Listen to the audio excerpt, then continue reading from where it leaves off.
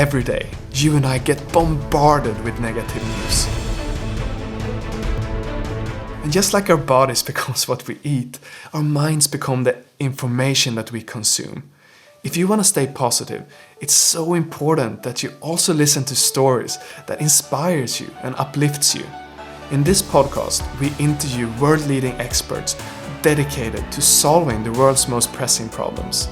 And if you stick around, I promise you will not only be as informed as if you watch the news, you will feel uplifted, inspired, and have more positive energy in your life. Welcome to Great.com Talks with.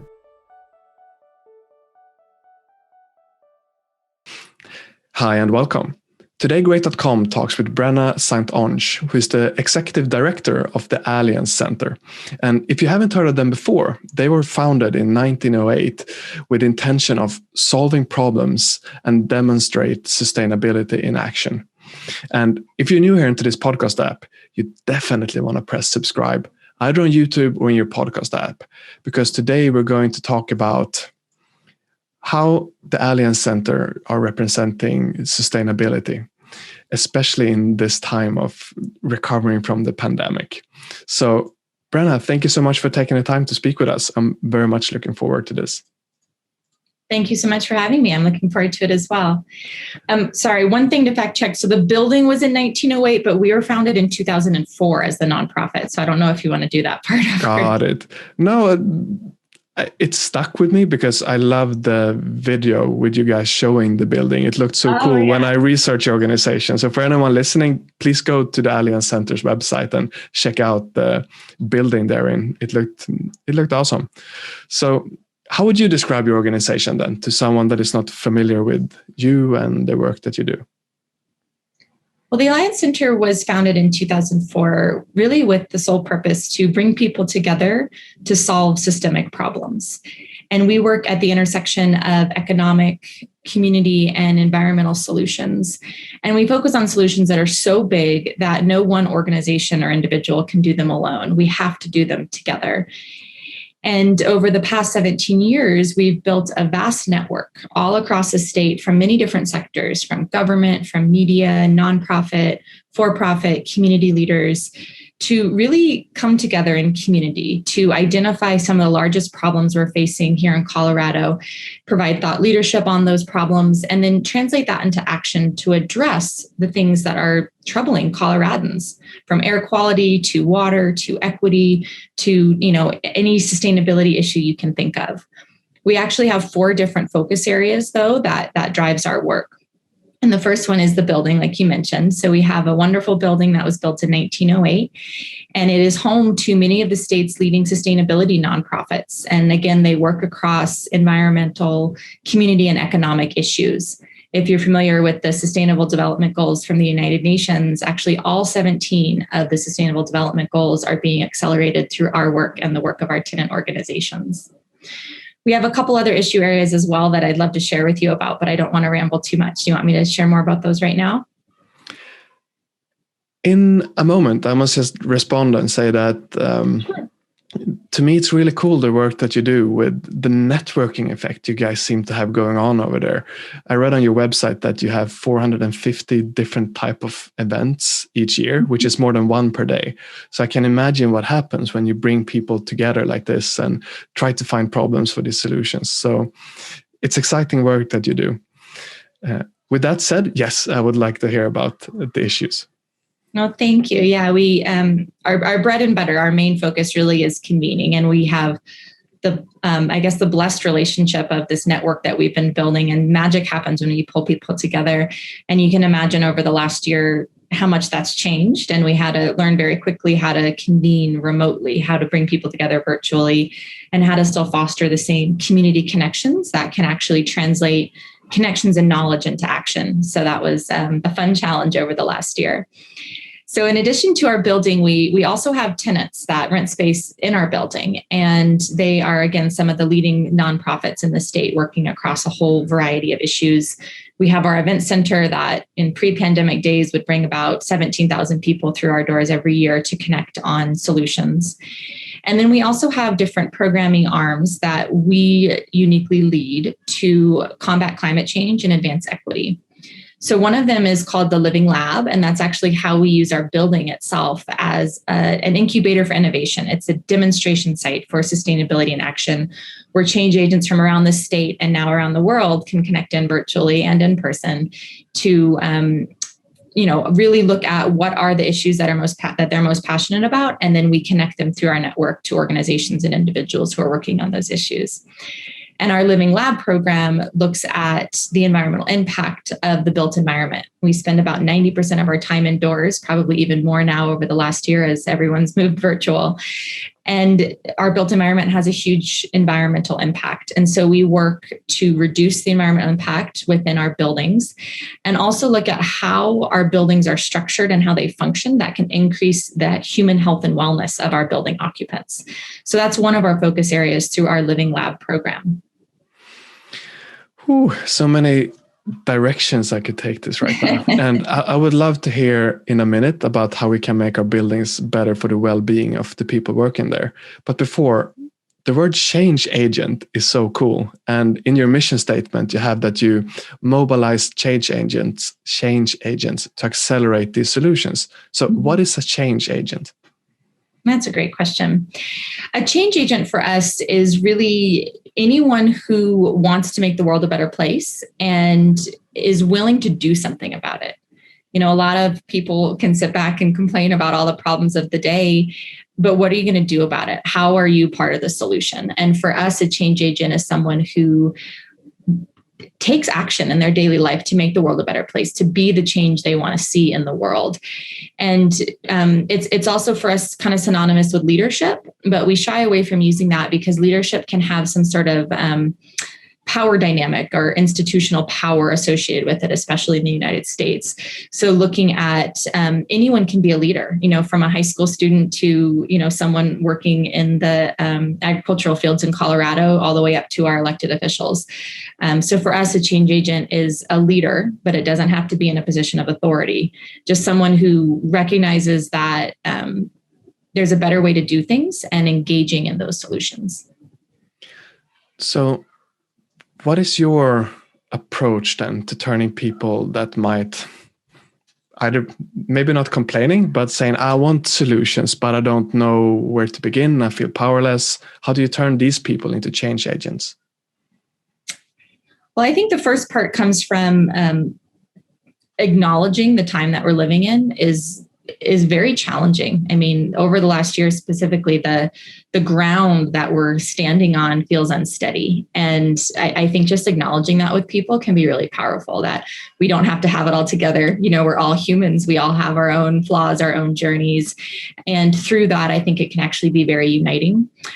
So part of the first thing we do is really look at relationship building, conversation, and information sharing, kind of a journey of learning, and how can we come together and learning to look at what really are the root causes of problems and then translate that into something we can do about it. So something that we're very intentional about is anytime we have events, anytime we have meetings, we always weave in a lot of great information that's actionable and very intentionally end with calls to action. So here's something you've learned today, and how can we translate that into action, both as an individual, as an organization, and in community. So we're very intentional with weaving that into any programming that we do. And then part of the work that we're really focusing on right now is helping Colorado build forward coming out of the pandemic. And we started the Regenerative Recovery Coalition about 7 months ago. And this really is a way for Coloradans all across the state to get engaged in visioning what is the future that they want for Colorado, and how can we actually come together in community to make that happen. So there's a lot more I can share about that work, but I think to answer your question directly, it's being very intentional with how we come together in community and what we ask of each other. Venting is healthy, getting it out of your system is healthy. I'm not saying don't do that, but at a certain point, it can become toxic if you don't do something about it. Yes, and overwhelming as well.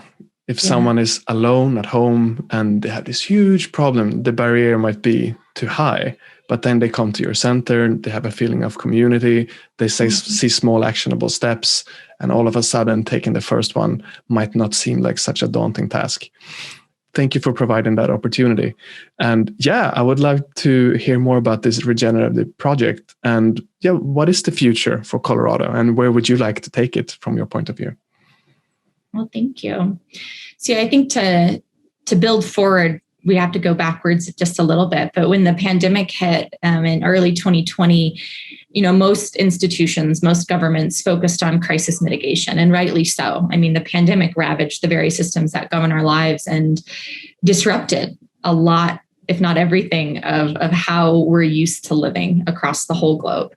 And of course, we had to go through our own crisis mitigation and, get ourselves stable as an organization, move to remote and virtual convening. But very soon thereafter, in about early April, we kind of hit pause as an organization and started to identify how can we best serve our community in this great time of transformation and grief and the tragedy that was happening. And again, our bread and butter were conveners. And so we learned how to convene virtually very quickly. And we ended up holding think tanks for people all across the state. We listened to hundreds of people in Colorado, from everyday citizens to ranchers and CEOs to frontline workers to elected officials, about how the pandemic is changing their lives. What are they struggling with right now? And again, this was, early 2020. So right when we were at kind of the height of the pandemic. And what do we want to see coming out of it? Because we knew that we were going to come out at a certain point in time. There would be light at the end of this very dark tunnel, although we didn't know when. And we wanted to be ready with the transition plan to really build Colorado forward, because going back to normal isn't an option, because normal was broken. Normal didn't work for everybody. Normal was toxic for the environment, and millions and billions of people around the globe were not able to thrive in what normal was. And so being very intentional with, as a state, we don't want to slide back to normal as we come out of the pandemic. So we hosted these think tank sessions looking at climate and energy, food systems, water, agriculture, democracy, politics, the economy, workforce development, transportation, the built environment. And through those, we elicited thousands of ideas for what our citizens in Colorado wanted to see in our state moving forward. And we created a guidebook to what we're calling a regenerative recovery for Colorado. And it's based on 8 fundamentals of what a regenerative recovery is. And we're defining that as one that is building a robust, localized economy that abundantly and equitably meets human needs. And through that provides clean air, clean water, clean energy, and clean food to everybody. So that's really the future that we're working towards. And through this work, there was so much demand. So many people came up to me and said, Brenna, I guess it was virtual. They couldn't come up to me, but they'd call and email and say in the meetings, don't let this end through the summer when these virtual sessions are over. Don't let it end with the report. How do we take these concepts, like we talked about earlier, and translate them into action? And so through that, we created the Regenerative Recovery Coalition, which is a group of change agents from all across the state, all different sectors, who are really united around this vision of a regenerative future, a regenerative economy, and are working right now every day making it happen in our state. So the coalition formed in about October of last year, right when I actually went out on maternity leave to have my second baby. So that was an interesting time. But when the coalition formed, now that the coalition's formed, we have about 300 members across the state, representing about 21,000 in Colorado's workforce and just under $3 billion in managed revenue from our coalition members. So it's grown quite big, quite quickly. And there's so much more to share with that, but I'll just pause there and see if there's anything that you wanted to follow up on. Yeah, I'm curious.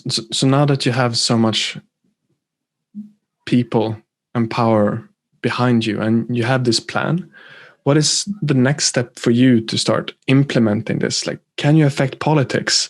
Can you affect the old system, or is it too robust? Like, actually, what are your challenges to implement this plan? Yeah, well, I think a lot of good questions in there. So I think the first one is, yes, we can influence politics and policy, and we are. So when we launched the report last October, it was kind of this inflection point where we launched the report right as the coalition was starting. There are a lot of policy solutions in there. And in our Colorado state legislature right now, there are 9 different bills that are moving through that have a pretty good chance of passing, that all came directly from the report that we posted last October. So there's direct policy implications that are coming out of the work. We are meeting and working with key members in the governor's agency. So Governor Polis is our governor right now, and we work with his different heads of state to look at their strategies for states' recovery and how can we help influence and accelerate that transformation. And we also do work with the leadership in both the Senate and the House and Colorado's legislative chambers as well. And one of the big things that we're working on right now to translate these ideas into action is informing stimulus spending. So in the United States, the federal government issued, I forget how many dollars totally for the American Recovery Act, but Colorado as a state is getting $3.9 billion of those recovery dollars. And we've been working with the key state agencies and the elected officials in our legislative chambers to craft projects that these stimulus funds can be allocated to that will advance a regenerative recovery. So we're definitely working at, kind of the key influencer level in the state to really influence once in a generation, potentially once in a lifetime, and funds from our federal government to stimulate the economy towards a regenerative recovery. We also have working groups. So we have 7 different working groups that are activated that meet twice a month that look at that very question. How do we take these concepts and translate them into action? So I'd say that getting to your question about what are our challenges, there are 3 ways that we really drive action as a coalition. One is working with our key influencers and decision makers in the state, like I mentioned, allocating the stimulus funds. The second way is really uplifting the voice and the work of our members, because there's amazing work happening all across Colorado in these kind of nooks and crannies and crevices. And we're finding those pieces of work, elevating them, accelerating their work, and then uplifting their voice to our partners as well. And I don't want to say that's easy, but there's so much great work going on that it's really, there's a plethora of examples that we can pull from. The hard part is the third way we drive action, and that's mapping what's happening in the state that is towards a regenerative recovery, and then what are the gaps. And where those gaps are is where we are starting to identify pilot projects that will implement to fill those gaps. And that is quite a challenge because there's so much going on right now to keep up with all of the wonderful stuff happening, identifying the gaps, and then mapping those gaps or matching those gaps to funding to actually begin to implement it is definitely a challenge that we're wading through right now. There's a lot to comment on right there, but instead I want to share that I get a warm feeling in my stomach imagining how many people working together to try to bring this recovery that is so needed right now. So I want to share my gratefulness towards you guys for doing this, and also switch direction a little bit, because I've been so curious since the beginning of this interview. What do we need to do to create workplaces that are better for the well-being of the people working there? Mm-hmm. Yeah, I think that's a big question, because it's not one size fits all. I think it really depends on where you are in the world, what's your culture of your organization, and what it is people want. But I think the very first thing I would say is recognizing that we're humans, we're not robots, and providing a space for people to come together in the authentic expression of who they are. Kind of the old paradigm of, I've been in the nonprofit sector for years now, but my past life was all in the corporate world. And there was always this moral coaching of, leave your personal life at home and don't bring that into the workplace. I'm not sure how that is where you all live, but certainly in America's corporate culture, that was just the expectation that we're supposed to be these kind of perfect little corporate robots that don't show emotion, don't bring your whole self. And so I think that's one of the biggest transitions that I try to cultivate in my team and that I'd like to see in the world is just the authentic expression of us as humans and the full self when we go to work. It's so important for your mental health and how you're able to relate to each other. I think what you might have been getting at, though, is more like the health and wellness, like the physical health of the building, especially coming out of the pandemic. One of the biggest things that we've been finding, and I'm curious if this tracks to where you are as well, but it's really about air quality and the ventilation in the buildings. And, if we're looking at asking people to go back into physical work in the physical building, it's less about the sanitation of touch surfaces, although that is important, but it's more around the air quality that they're breathing and how much outdoor air you bring into the building to ventilate. And, is there a filtration system right where the user is, where, some of the early solutions were saying, let's put like UV filters in the tops of the buildings. Well, for that to even work, the air has to circulate all the way through the building, up through the filtration system and back out into the vents that people are breathing. So what we found is actually these on-site air filtration units are a lot better for cleaning the air right where people are. So I think going back to your question, there's both the mental health and wellness component as well as a physical health and wellness component, and making sure that you're looking at both of those. And then the last thing I'd say there is listening to the voice of your teams as we go back. I think that the future of work is going to look a lot different than it did 16 months ago, 18 months ago. And recognizing that and hearing from people is, what do they need to be able to thrive when they go back to work and to be their best selves? Because we've all been exposed to this kind of newfound flexibility in remote working. And so going back to the, typical in the office all day, Monday through Friday type of gig is likely not what the workforce of the future is looking for. So I think really meeting them where they're at and hearing what they want is also important. And that is a big relief. Great.com is a fully remote organization that puts people first. So we definitely resonate with those ideas.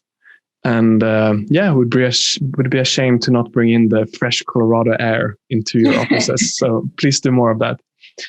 Brenna, we're coming towards the end of this interview. And I'm curious, someone listening to this, either in Colorado or anywhere else, what action steps can they take to start becoming a change agent and make a difference? I love that question. I think, again, it's not one size fits all. So what I would really encourage people to do is focus on what drives them. What are they most passionate about? And get engaged locally with that. Because, someone might be really passionate about waste diversion and really wanting to compost and recycle and reduce their waste stream. Someone else might be really passionate about conservation. And those, if you try to have someone do something they're not passionate about, the results will only be mediocre. So I think first is just do some soul searching and really figure out what drives you, what are you passionate about, and then find outlets for that locally. There's a lot of amazing work happening all over the planet. A lot of change agents that are truly activated and are looking to connect. So, I'd say find out what you're passionate about and then do some research in your local area for where that can be an outlet for the change you want to see in the world. I think that is an excellent plan for someone to be able to be effective and sustain that efficiency over time. Taking that passion and humanity into account is crucial. Well, Brenna, thank you so much for taking the time. I feel inspired and I hope to visit your lovely building one day. I hope to have you. Thank you so much for your time. Thank you. And for you listening, if you enjoyed this conversation, press subscribe, either on YouTube or in your podcast app, because that will show the algorithms that this is an important conversation, so more people can learn about the benefits of coming together in networks and look for creative solutions to tomorrow's problem. Thank you so much for listening, and we'll see you in the next episode. What is Great.com? That is the most common question that we get. And the shortest answer I can give you is that we are a company that is moving money from the online casino industry and donates it to charities that is helping the environment. The long answer, unfortunately, I don't have time to tell you today. But if you're curious, definitely Google what is Great.com to learn more.